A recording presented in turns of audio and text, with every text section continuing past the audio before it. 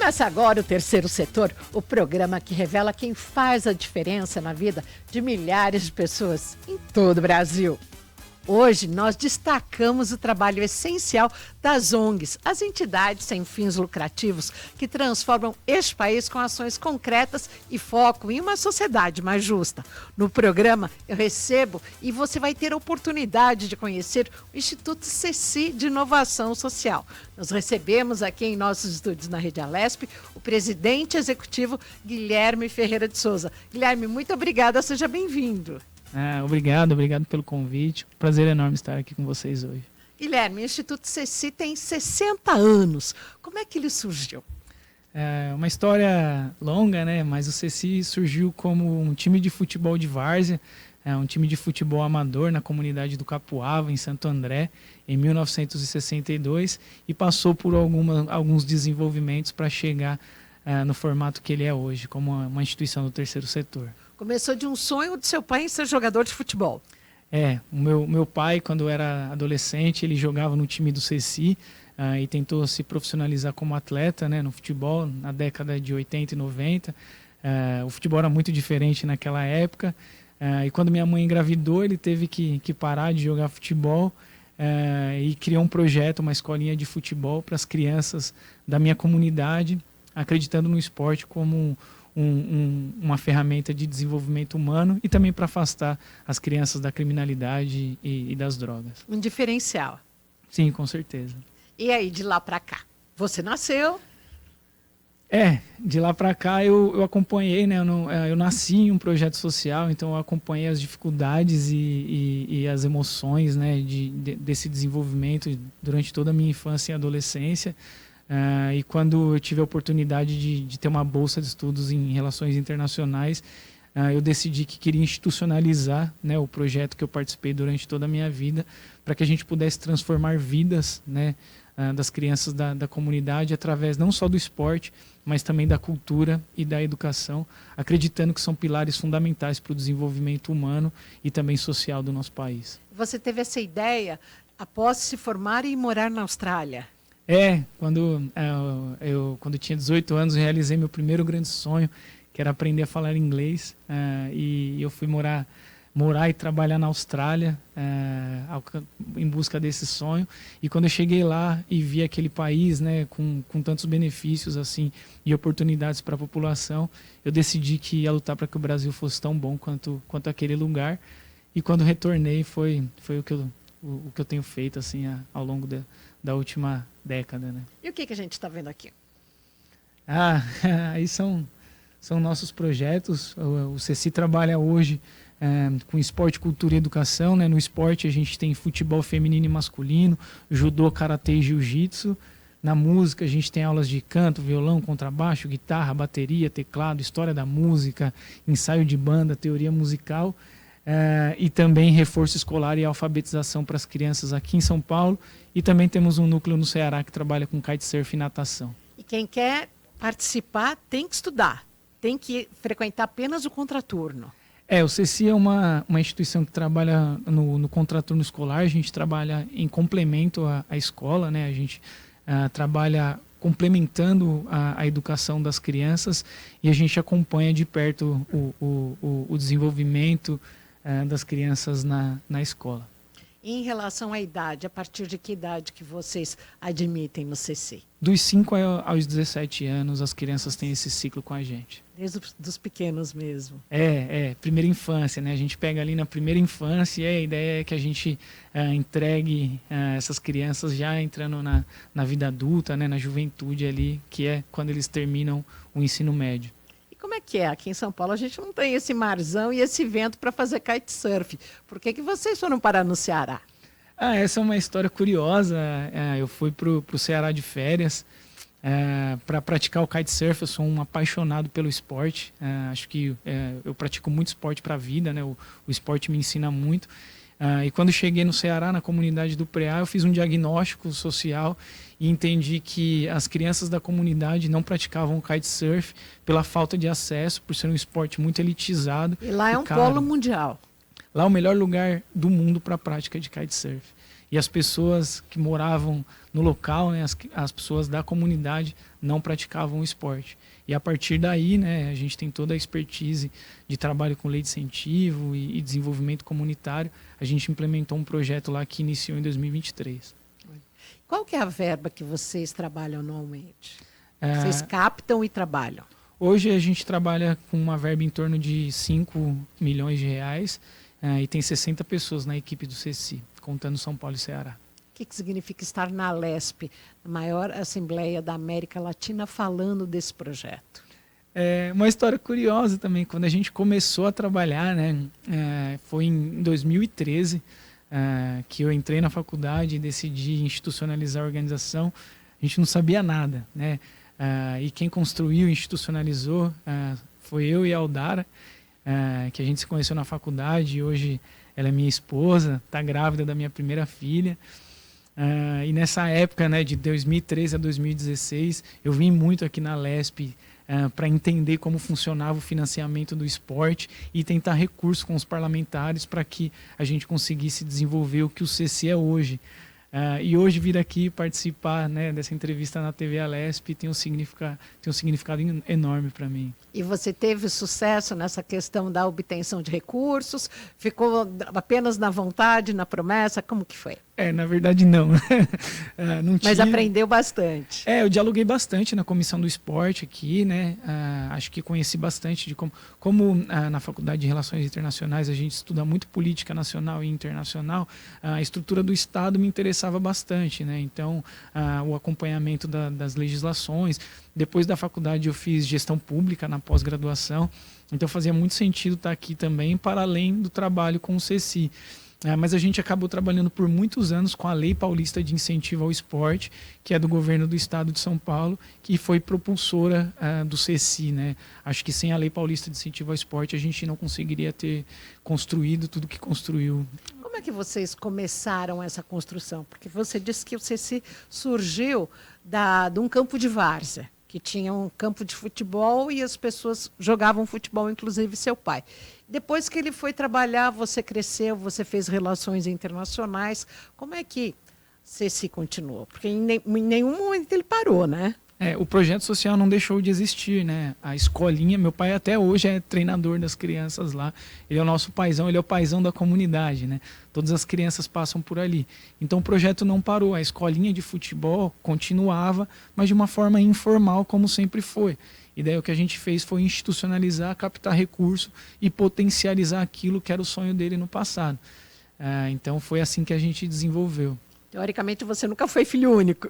Não, eu tenho um irmão também, mas acho que eu tive centenas de irmãos assim, né, ao longo da minha trajetória. E meu pai falava, aqui no CECI, o apelido do meu pai é Tatinha, né? Você me chama de Tatinha, você é criança igual todas as outras. E eu aprendi muita coisa com ele, assim, né? E ele sempre falou para mim, compartilhe as coisas que você ganha durante a vida, né? Seja dinheiro, seja conhecimento, lute para que as pessoas que vêm de onde você vem consigam chegar mais longe. E eu carrego isso até hoje. E como é que é olhar para trás? Você tem pouco mais de 30 anos e ver a sua trajetória e a trajetória do seu pai com esse projeto tão lindo. Às vezes é meio inacreditável, na verdade. Né, que a gente conseguiu chegar até aqui. Foi com muita luta e suor, né? Acho que eu passei 10 anos trabalhando 12 horas por dia. Não foi fácil, assim, é difícil empreender no terceiro setor, né? Acho que quem empreende no setor social tem um desgaste muito grande, né? Pela estrutura de como ela é feita. Mas olhar para trás, né, e ver o sonho do meu pai se concretizando, ver o meu sonho de criança se concretizando também e ajudando a formar tantas crianças e contribuindo com famílias que vêm de onde eu vim, eu acho que é um privilégio. Aqui a gente estava vendo uma professora de máscara. Como é que foi a pandemia? A pandemia foi muito difícil. Eu acho que foi um período que eu cresci muito profissionalmente e que o CECI também se desenvolveu bastante, porque a gente teve que lidar com a emergência. Vocês continuaram funcionando? A gente continuou funcionando e atendeu 4.696 famílias de Santo André, Mauá e Zona Leste de São Paulo, com cestas básicas e Vale Gás, né, durante 2 anos. Então foi muito complexo. No começo a gente fazia a coleta, né, captação de cestas básicas para levar para as famílias nas comunidades, nos endereços. E daí quando passou esse período mais pesado, a gente começou a adaptar nossas aulas para as crianças estudarem, né, em casa, para terem atividades esportivas e musicais em casa.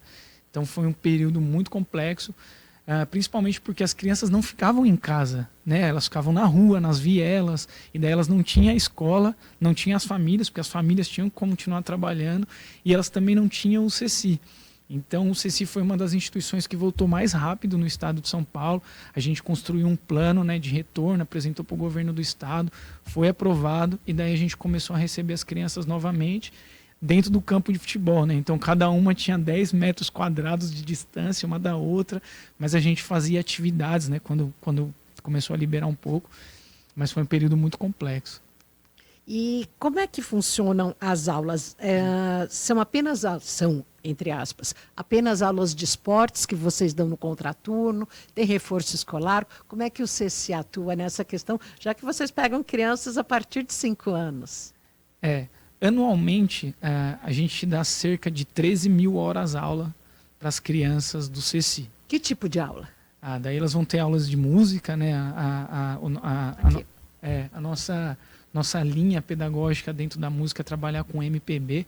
Então a gente fala que a gente tenta trabalhar com matemática, português e brasilidades, utilizando a MPB, né, como... Que o funk eles têm na comunidade, né? Também. Daí a gente sempre optou pela MPB, porque a MPB consegue também trazer a história do Brasil, né, a história do nosso povo e das pessoas.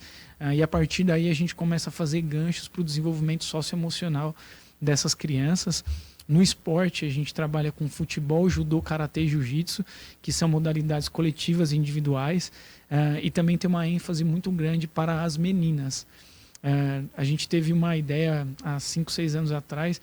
Para as meninas, a gente construiu o futebol feminino bilíngue, que além das aulas de futebol, elas também têm aulas de inglês, porque quando a gente começou as turmas femininas, as famílias não deixavam as meninas participar das aulas de futebol, porque é esporte de menino, né? Então a gente teve essa ideia para derrubar essa barreira de gênero, e hoje, né, o nosso futebol feminino é lotado, além de todas as outras modalidades. E eu acho que o projeto assim, mais complexo que a gente tem é o de reforço escolar e alfabetização, que começou ainda na pandemia, que era aquela época que as crianças tiveram 2 anos de déficit educacional, e a gente faz esse projeto, né, em parceria com a Petrobras, que é um projeto bem robusto e de desenvolvimento que apoia não só as famílias, mas também as escolas da região. Olha, o papo aqui no Terceiro Setor está ótimo, mas no próximo bloco você vai conhecer mais sobre o trabalho desta ONG, CECI, que desenvolve tecnologia social para o fortalecimento familiar e comunitário, com programas de educação integral voltados à inclusão e formação de talentos. Daqui a pouco a gente volta.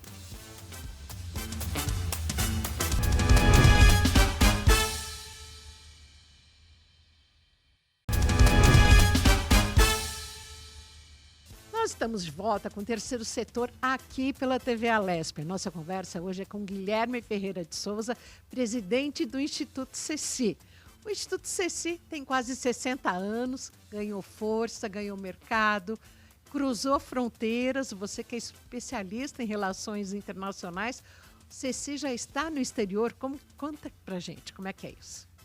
Ao longo da trajetória do CECI, a gente teve alguns investimentos internacionais, principalmente de empresas dos Estados Unidos e da Europa.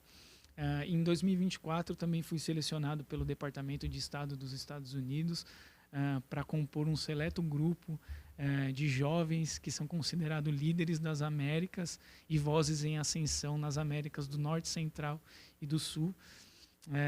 Então eu sou alumni desse programa que chama YLI, que foi criado pelo governo Obama e que fez com que jovens empreendedores dialogassem nesse programa. E o que significa esse programa para que as pessoas entendam, para quem está em casa entender? É um programa que o governo dos Estados Unidos leva empreendedores, né, não só da parte social, mas também de startups, para dialogarem e aprenderem uns com os outros, e entenderem também como funciona o mercado dos Estados Unidos para uma prospecção de investimento, né?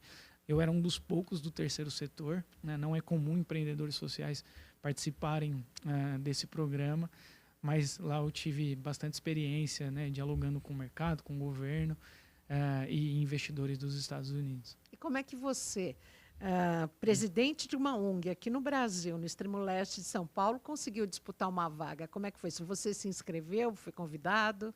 Você tem uma carta convite e faz essa inscrição e participa de um processo seletivo que é bem complexo e difícil, né, de ser selecionado.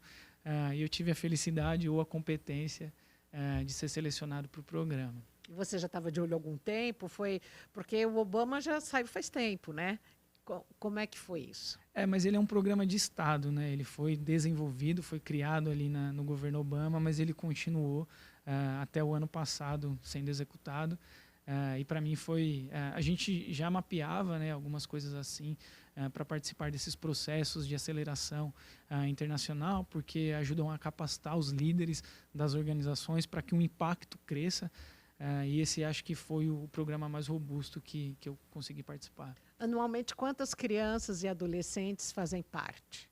Do CECI? Isso. A gente atende 1.400 crianças continuamente. Né? Hoje a gente tem uma lista de espera de mais de 1.000 crianças, mas toda semana a gente tem ali 1.400 crianças participando das atividades de segunda e quarta, terça e quinta, segunda e quarta e sexta.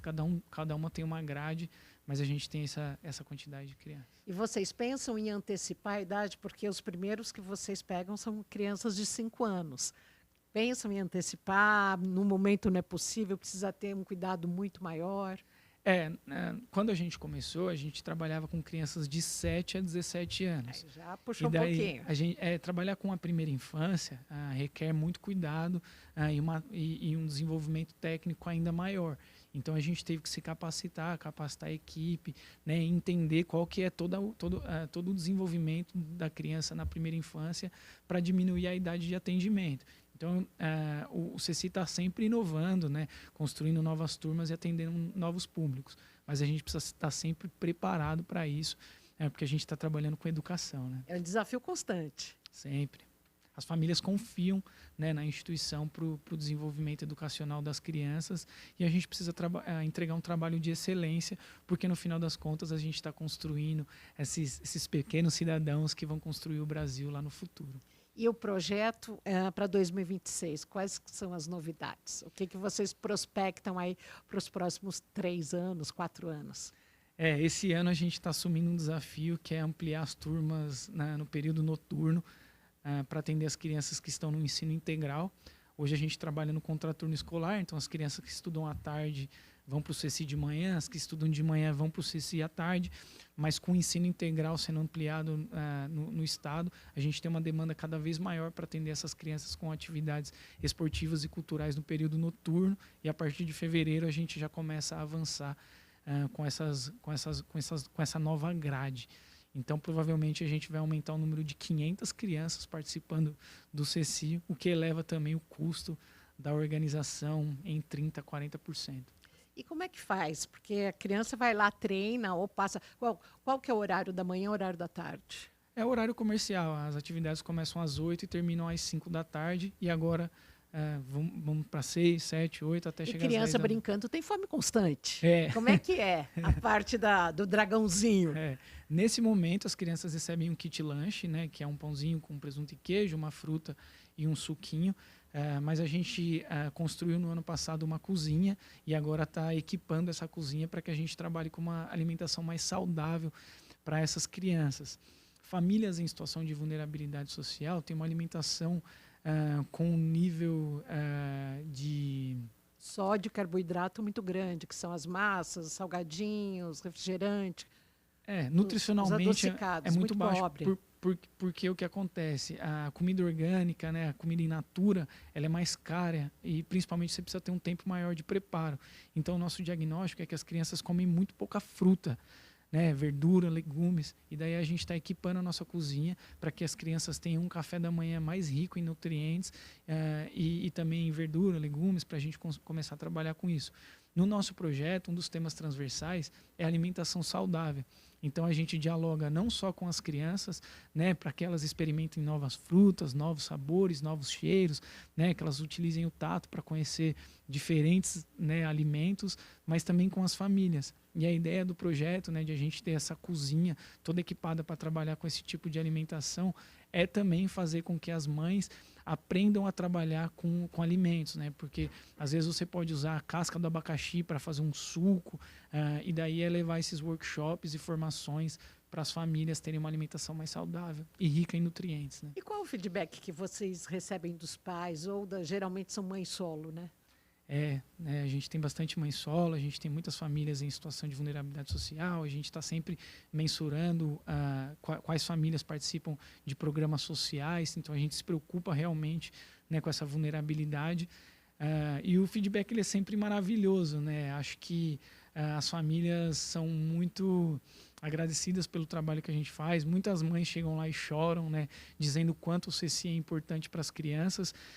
E a questão é, o Brasil ele é um país que ele gera muito poucas oportunidades para aprendizado e acesso para as pessoas pobres. E eu sei disso porque eu era uma dessas crianças, né? Eu conheci a Austrália antes de conhecer a Avenida Paulista, né? Porque eu tinha o sonho de sair daqui, né? De me livrar desse lugar, né? De periferia e conhecer coisas diferentes. E o problema é que quando você não tem acesso a coisas diferentes, você não sabe o que você pode ser da vida ou o que você gosta. É como se você abrisse o cardápio da sua vida e não tivesse nada, né? E o CECI ele também é para que as crianças tenham acesso a novas oportunidades e experiências para que elas conheçam o mundo.